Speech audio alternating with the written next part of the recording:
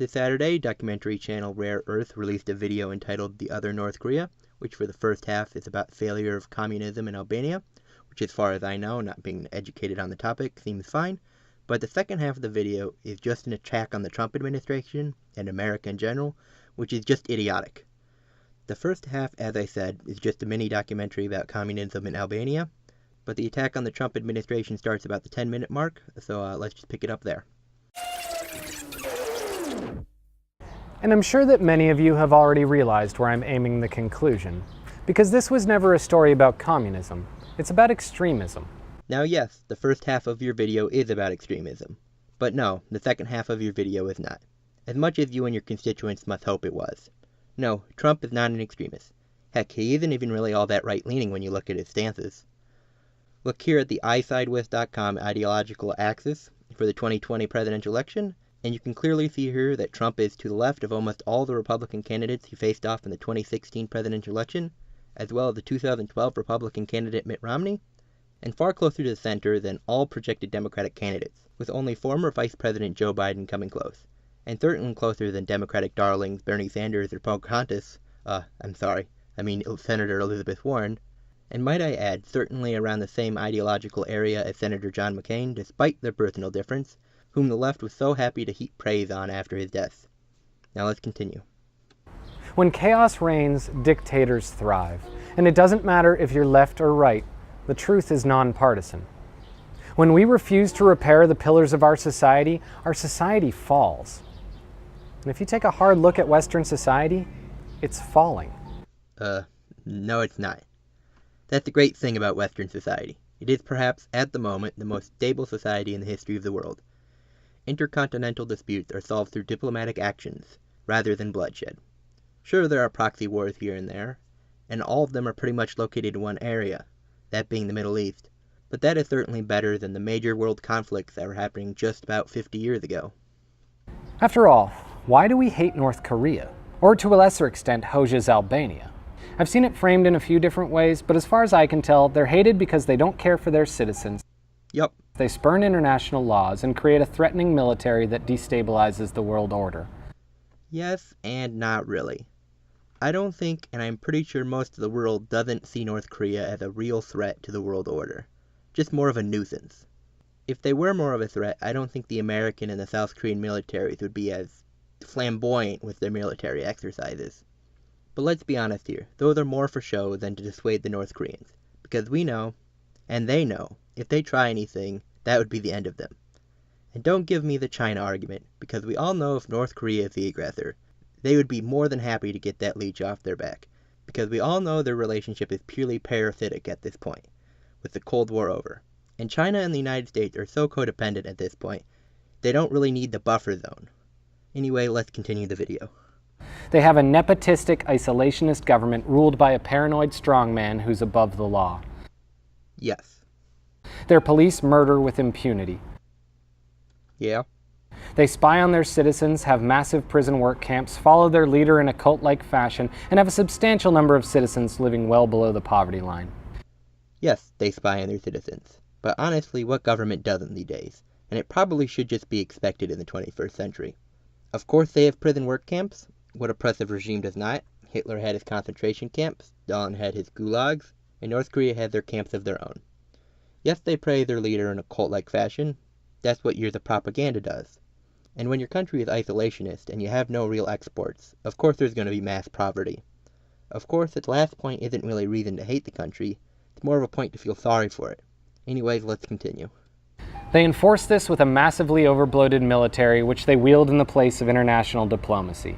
Sure, for a long while, except for, the diplomacy that's going on at this very moment.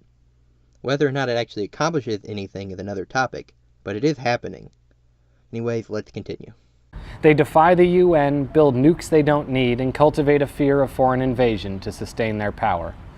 Yeah, well, let's be honest though. The UN is kind of trash. But yes, they do disobey their enactments. Of course they don't need the nukes, but it's obvious why they're building them. It's a bargaining chip. It's only there to ensure their existence. And once again on your last point, that's what propaganda gets you. Now we all know where this is going, but let's continue. They are unquestionably extremists, but extremism doesn't have one face.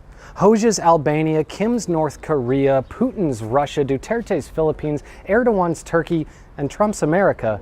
And there you go. My response? He's an idiot. But let's continue. All wear similar masks. Okay, let's go on. It doesn't matter if you start on the left or right, we all fall towards the same place. A true statement, but misguided, as Trump is not an ideological extremist. In fact, I'd say the ideological shift to the extreme is more on the left than it is on the right now with the rise of socialist candidates. Anyways, once again, let's continue. In the United States today, you're spied on for political purposes. The government not only allows it, it takes part. Yes, as I said before, this is a reality in the 21st century. But you can't pretend this is purely a Trump problem, as it's been the law of the land since the Patriot Act signing in 2001. And you can't pretend like Trump's predecessor was not guilty of it just as much, if not more than he is. In Albania, the communists had to bug your walls or put microphones in your table, but for those of us in modern capitalist societies, all you need is a phone. Make no mistake, you are being listened to. You are being watched. Yeah, once again, welcome to the 21st century. Glad you made it. Did you read those terms of service? Of course you didn't. I didn't either. Let's continue. In the United States today, nepotism rules the government. I'll be honest here, he did appoint his son-in-law Jared Kushner to a senior advisory role, but he was very involved in the campaign, and the Department of Justice, after being questioned about anti-nepotism laws, ruled the president may appoint relatives to his immediate staff of advisors, and one advisory role in one branch of the government does not constitute ruling the government. Let's continue. A Clinton or Bush could be found in every single presidential election since 1981. Correction, you mean 1980. He took office in 81, but the election was in 1980. Also, some people tend to vote for what they know. Additionally, in 80 and 84, people were really voting for Reagan. Nobody votes for a candidacy because of the vice president. In fact, Bush lost the primary to Reagan in 1980. He also ran in 88 because that's what vice presidents do in elections, except for oddly the vice presidents in the last two administrations. And let's be honest, he really only won the election because he rode off the success of Reagan. He ran in 92 because of course he did. He was the president. And at that point, Clinton was a newcomer. Clinton, of course, won, and that is why he ran in the 96 election.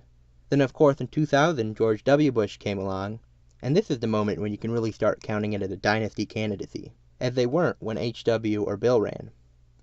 W, of course, went on to win 2 terms, and at this point leaving the dynasty candidacy at 2-0.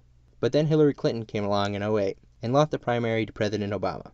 And then in 2012, you see Rares didn't do the research, since no Clinton or Bush appeared in that election. Then again in 2016, you had a Clinton and a Bush, but they both would lose. Jeb Bush would lose in the primary, and Hillary Clinton would lose in the general, bringing the so-called dynasty record to a rather disappointing 2-3, both wins being George W. Bush. So really, is having a Clinton or a Bush on the ticket really all that important? I really don't think it mattered that much. Campaigns are bigger than just a name, as much as you might like to think otherwise. The Kennedy family have a political dynasty that has seen a member holding high office for a quarter of the nation's history uninterrupted. Yep, congrats. You got a fact right. But honestly, it's not really that big of a deal. One House representative or senator does not create a dictatorship. Heck, take a Lether Kennedy out of New England and see how they would do. In fact, that very situation just happened in the Illinois gubernatorial election. Spoiler, he lost in the primary. Let's continue. The current president's staff include his own family, friends, and known business associates, as well as the family and friends of his political allies. Welcome to every executive branch ever in all of history. May I introduce you to Secretary of State Hillary Clinton, Attorney General Eric Holder, Vice President Dick Cheney, Chief of Staff Mark Malarkey, Secretary of Labor Elizabeth Dole, White House Press Secretary Jody Powell, Vice President Nelson Rockefeller, and who could forget Attorney General Bobby Kennedy, among others. The point is, literally every position appointed by the president in the history of the presidency is a family member, a friend, a known business associate, or the family, friend, or known business associate of a political ally. Let's continue. One of the more common tweets from his supporters promotes his sons as his successors. Sure, but first off, that's not mainstream conservative think. And secondly, we still have elections in this country, so they would have to run a campaign just like everybody else. Let's continue. In the United States today, isolationism is the new normal. Not really. Trump has been very active in the global scene, moving the capital of Israel to Jerusalem, the Kim Jong-un meetings, and the attempts to renegotiate trade deals. That's not isolationism, it's just not globalism. Trump wants what he feels best is for the nation. That's his highest priority. Let's continue. In the last year, the president has directly insulted his allies in the UK, Canada, Mexico, South America, Africa, Germany, Brussels, Australia, and elsewhere around the world. Sure, he's been critical of those countries and others, and some might have taken it as insults, but that doesn't necessarily mean they aren't justified. Justin Trudeau, for the most part, is just a walking, talking meme of a prime minister, and the EU has handled this migrant problem very poorly, especially Germany, and illegal immigrants coming from Central America aren't always the best people. And speaking as one of those insulted, I can assure you it hasn't fallen on deaf ears. Yeah, because Trump is the only person to make insults in American politics. You could put half of Trump's supporters into what I call the basket of deplorables. They're going to put you all back in chains. Let's continue. They've declared economic war on their closest trading partners and sowed instability among their deepest alliances. Not really. Sure, Trump has been more brash than previous leaders, and the tariffs, I feel, are not necessarily the best idea, but Trump negotiated an improved trade deal with Mexico, and it is pressuring Canada to sign on as well.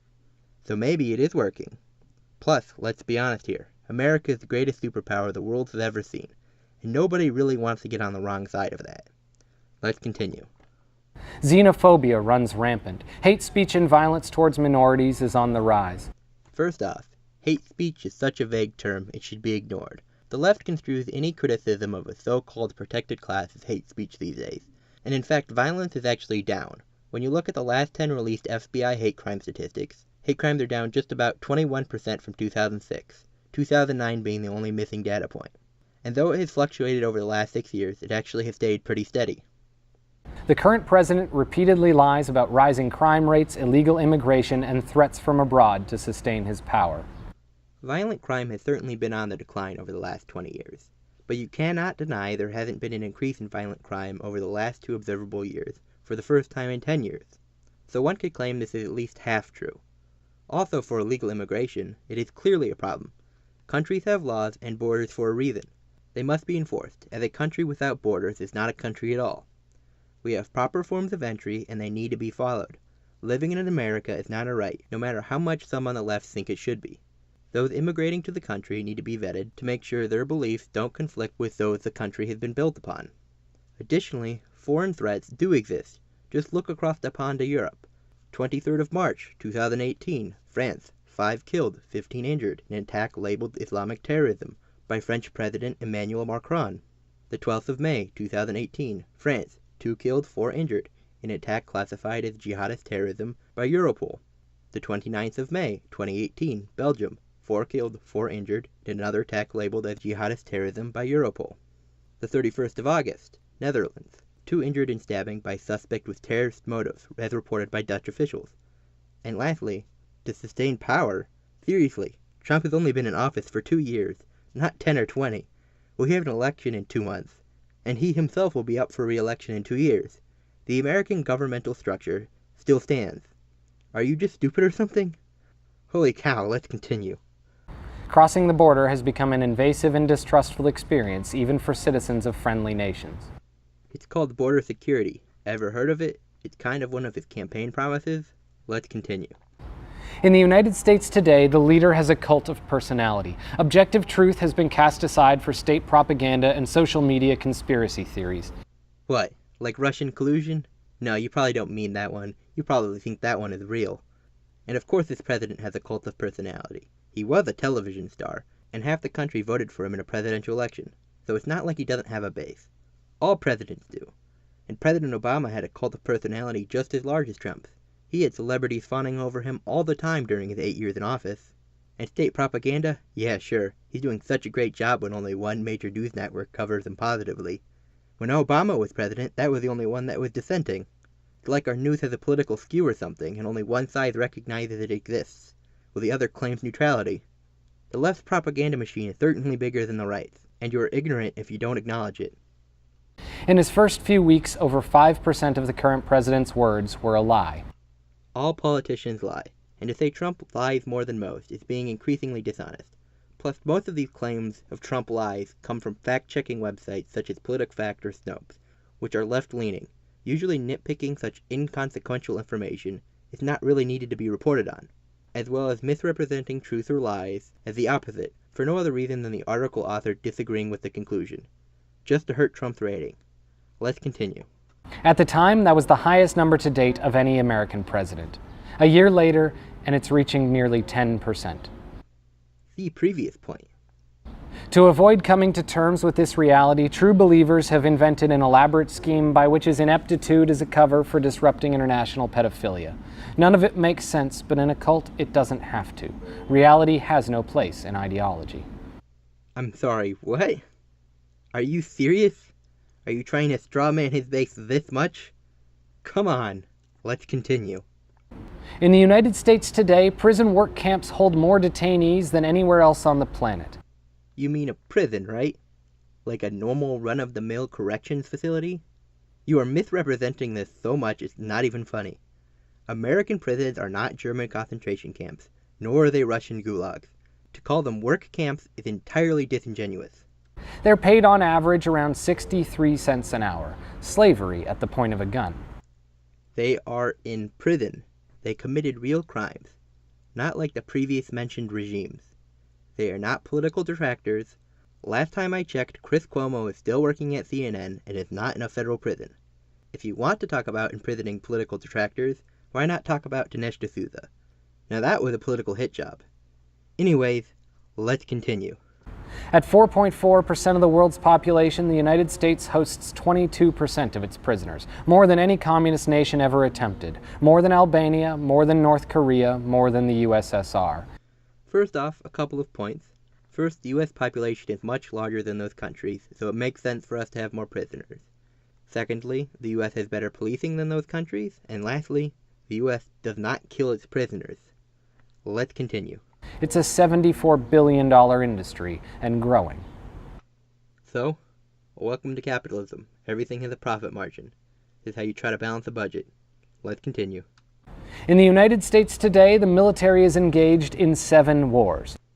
I'm only counting 6 in my research, 2 of which are essentially linked, being Afghanistan and Pakistan being the war on terror, and then we have conflicts in Somalia, Syria, Yemen, and Libya. But to be honest here, our ground presence is just a fraction of what it once was at its peak. And one could argue the situations were actually far more stable when we had a great presence there. Let's continue. Their budget is larger than the next 10 nations combined, and it's still treated as not enough. I agree. The military budget is not enough. I am a firm believer of an American presence across the world, to always push for what's in its best interest. Now on the topic of budgets, let's raise NASA's budget too. Those planets aren't going to terraform themselves. Let's continue. Since 2001, they've spent $5.6 trillion on war, yet poverty in the country is running rampant. Just what we need. More entitlements. Ugh. The nation has the lowest social mobility in the Western world.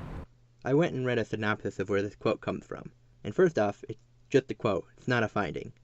The paper comes from the UN, which means it must be reliable, because we all know an organization that spends most of its time condemning Israel rather than the real problems is a righteous organization. Anyways, the paper is all about economic inequality, which really isn't an important issue. All that matters is that the lower classes are seeing an increase as well, and according to the census numbers, they are. It is easier to make money when you have money, so it's only natural for the wealthy's gains to be much bigger in a free market. Additionally, Venezuela has great economic equality. Why don't you move there? The important thing is that poverty is down, and just about hit pre-recession numbers. And to be frank, with a population the size that it is, the numbers aren't going to drop that much further. But that's just a fact of life. There will always be rich, and there will always be poor. Let's continue. Over 46 million Americans live below the poverty line. The U.S. Census Bureau says 40.6. 2 million of those are below the international poverty line. That's less than $2 a day. As sad as that is, it's just the reality of a country as large as America. Although productivity has seen drastic increases over the last few decades, real wages have nearly stagnated for half the country. The bottom 10th have only seen a 1% growth in 40 years, while the top 10th have grown over 30 times that speed. Well, actually, the U.S. Census Bureau notes a 6% increase in median income over the last 30 years at the 10th percentile, and it only increases from there. An 8% increase for the 20th percentile, a 9% increase for the 40th percentile, an 11% increase for the 50th percentile, a 15% increase for the 60th percentile, a 23% increase for the 80th percentile, a 30% increase for the 90th percentile, and a 35% increase for the 95th percentile. Let's continue. It took a long time to get here, but this is where we are. In 1995, Umberto Eco laid out the 14 signs of fascism. Oh man, here we go. Each is its own canary in a coal mine. Just one is enough for concern. But in the United States today, all 14 are present. Alright, let's check. Number 1. Powerful and continuing nationalism. Fascist regimes tend to make constant use of patriotic mottos, slogans, symbols, songs, and other paraphernalia. Flags are seen everywhere, as are flag symbols on clothing and public displays. Okay, I guess America's been fascist forever. Number 2. Disdain for recognition of human rights. Because of fear of enemies and the need for security, the people in fascist regimes are persuaded that human rights can be ignored in certain cases because of need. The people tend to look the other way, even approve of torture, summary executions, assassinations, and long incarceration of prisoners, etc. In a very minimal sense, I guess, but it certainly isn't new to the Trump administration. Number 3. Identification of enemies/scapegoats as a unifying cause. The people are rallied into a unified patriotic frenzy over the need to eliminate a perceived common threat or foe. Racial, ethnic, or religious minorities, liberals, communists, socialists, terrorists, etc. First off, enemies and scapegoats are not interchangeable. For example, radical Islam is an actual threat to Western ideas, while Hitler blaming an entire religion for a select few signing, in his mind, a bad treaty is not the same thing. Number 4. Supremacy of the military. Even when there are widespread domestic problems, the military is giving a disproportionate amount of government funding, and the domestic agenda is neglected. Soldiers and military service are glamorized. The domestic agenda is not neglected in America. In fact, it's probably managed too much by the national government. And if showing support for people serving this country is a bad thing, then I guess I'm a terrible person. Number 5. Rampant sexism. The government of fascist nations tend to be almost exclusively male-dominated. Under fascist regimes, traditional gender roles are made more rigid. Divorce, abortion, and homosexuality are suppressed, and the state is represented as the ultimate guardian of the family institution. Sure, Trump can be a little bit of a sleazeball, but I think it's more of a problem of loving women too much than hating them. And I don't think Trump is going to be going after divorces anytime soon. And the state is not the ultimate guardian of the family. That still lies with the church.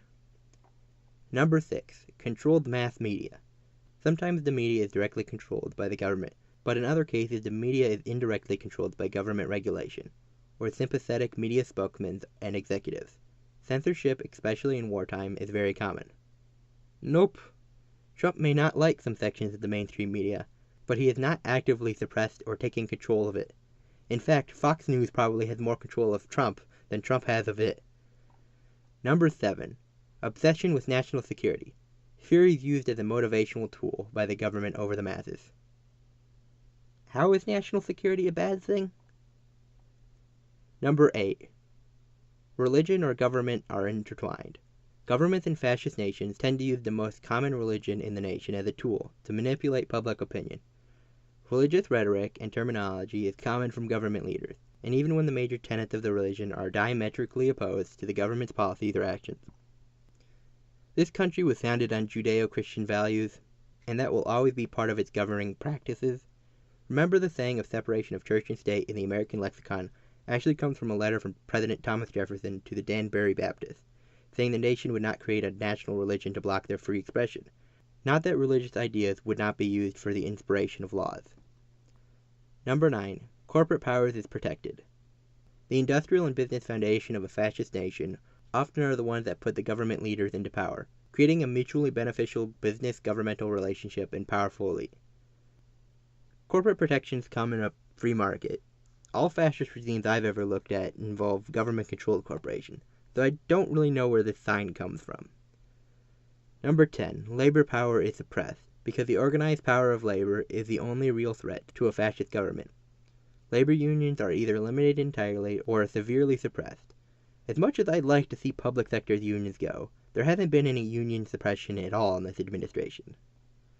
Number 11. Disdain for intellectuals and the arts.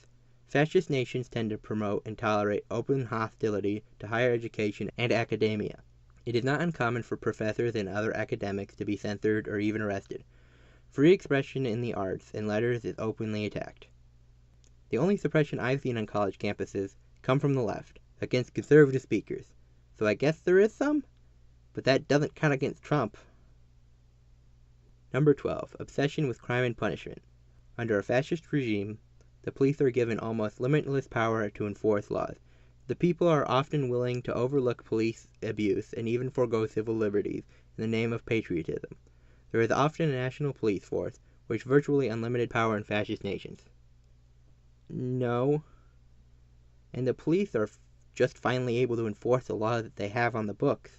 And when they do misstep, and they're legitimately at fault, they have been prosecuted. Number 13. Rampant cronyism and corruption. Fascist regimes almost always are governed by groups of friends and associates who appoint each other to government positions and use governmental power and authority to protect their friends from accountability. It is not uncommon in fascist regimes for national resources and even treasures to be appropriated or even outright stolen by government leaders. No. This is not at all how the Trump administration functions.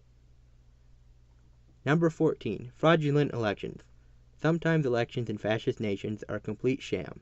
Other times elections are manipulated by smear campaigns, or even assassinations of the opposition candidates. Use of legislation to control voting numbers or political district boundaries, and manipulation of the media.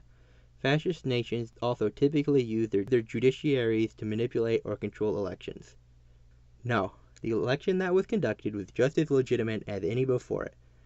Perhaps those Pepe memes are just getting this guy's head or something. Let's continue. This is where we are. We need to acknowledge it. Repeat after me. Trump is not a fascist, no matter how much you want him to be. Extremism won't just go away if we close our eyes. Certainly, the United States is not North Korea. The house they built was once the most beautiful mansion on earth, and even as parts fall away, it's easy to treat that old architecture as new. But the echoes are getting louder. Albania didn't get there in a day. Nazi Germany didn't get there in a day. And if we willingly blind ourselves to our current reality in an attempt to sustain increasingly partisan ideology, it's only going to get worse. See, the great thing about America is that we have a national election every 2 years. And if we feel that we're starting to fall into bad leadership, we just vote the other guy in. Let's continue. Nobody expects their system to collapse until it does. But when it does collapse, everyone loses. And don't worry, it isn't, despite poor attempts at fear-mongering from people like you. You act like he's been in power for eternity, but in reality, it's only been 2 years, and you have a totally legitimate election coming up in a couple of months, and another one in 2 years. Let's continue. The canaries are all dead. No, they are not. We have to stop mining. You understand that, right? This is rare earth. I guess not, because I don't mindlessly believe everything I hear on the internet. I did my own research. By the way, my sources are in the description, unlike the video I'm critiquing. And isn't that text on the bottom the truth? Thank you for watching, and goodbye.